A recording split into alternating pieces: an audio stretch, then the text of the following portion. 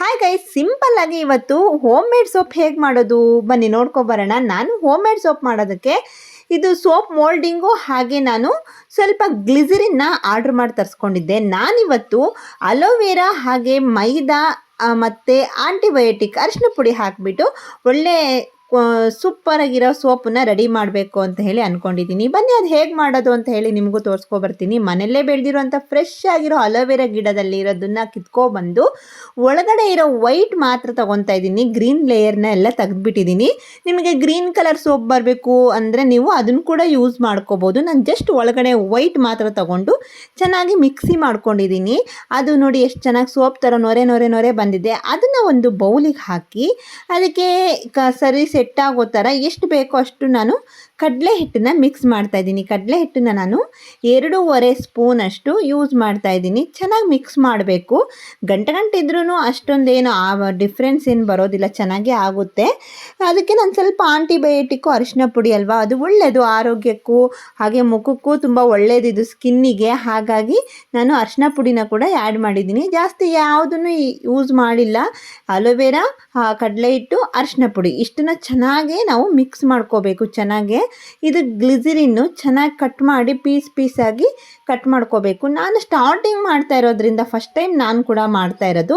ಹಾಗಾಗಿ ನಾನು ಸ್ವಲ್ಪ ಮಾಡಿ ತೋರಿಸೋಣ ಹೇಗೆ ಬರುತ್ತೆ ನೋಡಬೇಕು ಅಂತೇಳಿ ಸ್ವಲ್ಪನೇ ನಾನು ಯೂಸ್ ಮಾಡ್ತಾಯಿದ್ದೀನಿ. ಸಣ್ಣದಾಗಿ ಕಟ್ ಮಾಡ್ಕೋಬೋದು, ಇಲ್ಲಾಂದರೆ ನಿಮಗೆ ಯಾವ ಸೈಜಲ್ಲಿ ಬೇಕೋ ಆ ಥರ ಕಟ್ ಮಾಡ್ಕೊಳ್ಳಿ. ಯಾಕಂದರೆ ಇದನ್ನು ಮೆಡಿಟ್ ಮಾಡಬೇಕು. ಸಣ್ಣದಾಗಿ ಕಟ್ ಮಾಡಿದ್ರೆ ಬೇಗನೆ ಮೆಡಿಟ್ ಆಗಿಬಿಡುತ್ತೆ. ಸಣ್ಣದಾಗಿ ಕಟ್ ಮಾಡ್ಕೊಂಡ್ರೂ ಪರವಾಗಿಲ್ಲ. ನಾನು ನೋಡೋದಕ್ಕೆ ಎಷ್ಟು ಚೆನ್ನಾಗಿ ಕಾಣಿಸ್ತಾ ಇದೆ ಅಲ್ವಾ, ಐಸ್ ಕ್ಯೂಬ್ ಥರ ಅಂತ ಹೇಳಿಬಿಟ್ಟು ಈ ಥರ ಕಟ್ ಮಾಡ್ತಾ ಇದ್ದೀನಿ. ಹಿಡ್ಕೊಂಡು ನೋಡ್ತಾ ಇದ್ರೆ ನಿಜವಾಗ್ಲೂ ಹಾಗೆ ತಿಂದುಬಿಡೋಣ, ತಿನ್ನೋ ಐಟಮ್ಸ ಅನ್ನೋ ಥರ ಕಾಣಿಸ್ತಾ ಇದೆ. ನೋಡಿ ಎಷ್ಟು ಚೆನ್ನಾಗಿ ಕಾಣಿಸ್ತಾ ಇದೆ. ನಾನು ಇದನ್ನು ಈ ಥರ ಸಣ್ಣದಾಗಿ ಕಟ್ ಮಾಡ್ಕೊಂಡಿದ್ದೀನಿ. ಈಗ ಒಂದು ಪಾತ್ರೆಯಲ್ಲಿ ಗ್ಯಾಸ್ ಮೇಲೆ ನೀರು ಕಾಯಕ್ಕೆ ಇಟ್ಟಿದ್ದೀನಿ. ಒಂದು ಪಾತ್ರೆ ಮೇಲ್ಗಡೆ ಒಂದು ಬೌಲಲ್ಲಿ ಈ ಗ್ಲಿಸರಿನ್ ಅಂತ ಎಲ್ಲ ಹಾಕಿಬಿಟ್ಟು ಮೆಲ್ಟ್ ಮಾಡ್ಕೊತಾ ಇದ್ದೀನಿ. ಇದು ಫುಲ್ ವಾಟರ್ ಥರ ಕನ್ವರ್ಟ್ ಆಗುತ್ತೆ ಈ ಥರ ಇರೋದನ್ನು. ಈ ಥರ ಆಯಿತು ಅಂದರೆ ನಾವು ಆವಾಗಲೇ ಮಿಕ್ಸ್ ಮಾಡಿ ಇಟ್ಕೊಂಡಿದ್ವಲ್ವ ಅಲೋವೆರಾ ಹಾಗೆ ಕಡಲೆ ಹಿಟ್ಟು ಅರಿಶಿನ ಪುಡಿ, ಅದನ್ನು ಆ್ಯಡ್ ಮಾಡ್ಕೊತಾ ಇದ್ದೀನಿ. ಇನ್ನೂ ನಿಮಗೆ ಎಕ್ಸ್ಟ್ರಾ ಏನಾದರೂ ಬೇಕು ಅಂದರೂ ಕೂಡ ಇದೇ ಥರ ಆ್ಯಡ್ ಮಾಡ್ಕೋಬೋದು. ಇಷ್ಟೇ ಹಾಕಬೇಕು ಅನ್ನೋದಿಲ್ಲ. ಇದೇ ಥರದಲ್ಲಿ ಯಾವುದ್ಯಾವುದು ಒಳ್ಳೆಯ ಐಟಮ್ಸ್ ಸಿಗುತ್ತೋ, ಯಾವ ಥರ ಬೇಕು ಸೋಪ್ ಅಂದ್ಕೊತೀರಾ ನೀವು ಇದಕ್ಕೆ ಗ್ಲಿಸರಿನ್ಗೆ ಮಿಕ್ಸ್ ಮಾಡಿಕೊಂಡ್ರೆ ಸಾಕು. ಇದೇನಪ್ಪ ಅಂದರೆ ಬಿಸಿಯಾಗಿರಬೇಕಾದ್ರೇ ಮೋಲ್ಡಿಂಗಿಗೆ ಹಾಕಿದ್ರೆ ಏನು ಪ್ರಾಬ್ಲಮ್ ಆಗಲ್ಲ.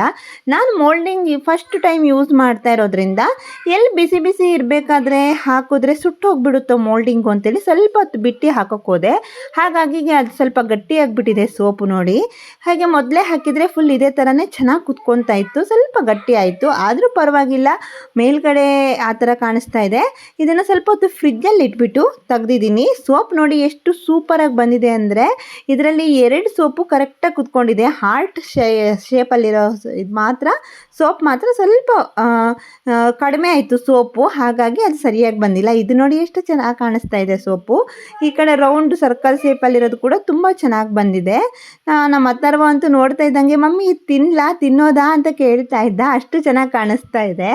ಸೋಪ್ ಅಂತೂ ನಂಗೆ ತುಂಬ ಇಷ್ಟ ಆಯಿತು. ಮತ್ತು ಇನ್ನೊಂದು ಸರಿ ಕೂಡ ಮಾಡ್ಕೋಬೋದು ಅನಿಸ್ತು. ಯೂಸ್ ಮಾಡೋಕ್ಕೂ ಅಷ್ಟೇ ಯಾವುದೇ ಥರ ಕೆಮಿಕಲ್ ಯೂಸ್ ಮಾಡಿಲ್ಲ ಅಲ್ವಾ, ಹಾಗಾಗಿ ತುಂಬ ಚೆನ್ನಾಗಿ ಬರುತ್ತೆ. ಇದು ಯೂಸ್ ಮಾಡಿ ಕೂಡ ನಾನು ನೋಡಿದ್ದೀನಿ, ತುಂಬ ಚೆನ್ನಾಗಿದೆ. ನೋಡಿ ಈ ಥರ ಸೋಪ್ ಬಂದಿದೆ. ನಿಮಗೂ ಇಷ್ಟ ಆದರೆ ಮಾಡಿ, ಹಾಗೆ ಲೈಕ್ ಮಾಡಿ, ಶೇರ್ ಮಾಡಿ, ಕಮೆಂಟ್ ಮಾಡಿ ಅಂತ ಹೇಳ್ತಾ ಈ ವಿಡಿಯೋನ ಮುಗಿಸ್ತಾ ಇದ್ದೀನಿ. ಬಾಯ್.